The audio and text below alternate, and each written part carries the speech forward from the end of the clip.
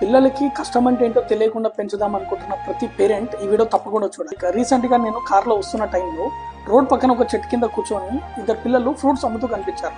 ఇమీడియట్గా నేను వాళ్ళ దగ్గరికి వెళ్ళిపోయి, బాబు మీ పేరెంట్స్ లేరా, మీరు స్కూల్కి వెళ్ళారా అని అడిగినప్పుడు వాళ్ళు చెప్పిన ఆన్సర్ ఏంటంటే, సార్ మాకు దసరా హాలిడేస్, సంక్రాంతి హాలిడేస్, ఇలా ఎన్నో హాలిడేస్ మాకున్నాయి, ఇప్పుడు దసరా హాలిడేస్ సార్ మాకు.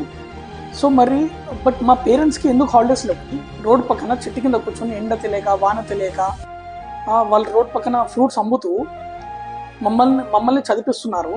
బట్ వాళ్ళకి మేము ఎందుకు హాలిడేస్ ఇవ్వకూడదు అనుకుని నేను మా తమ్ముడు ఇద్దరు డిసైడ్ అయ్యి, మాకు ఎప్పుడైతే హాలిడేస్ వస్తాయో ఆ ప్రతి హాలిడేస్కి మేము వాళ్ళకి హాలిడేస్ ఇద్దాం అనుకుంటున్నాం సార్, ఇలా మేము డిసైడ్ అయ్యాం అని అనగానే నాకు షాకింగ్ అనిపించింది. వాళ్ళిద్దరికి హ్యాట్స్ ఆఫ్ అని చెప్తా. బికాస్ పేరెంట్స్ కష్టం ఏంటో తెలిసిన పిల్లలు ఇలా ఎథికల్గా వాళ్ళ మోరల్ వాల్యూస్ కానీ వాళ్ళ కష్టం ఏంటో తెలిసి వాళ్ళకి సపోర్టింగ్గా ఉన్నారు.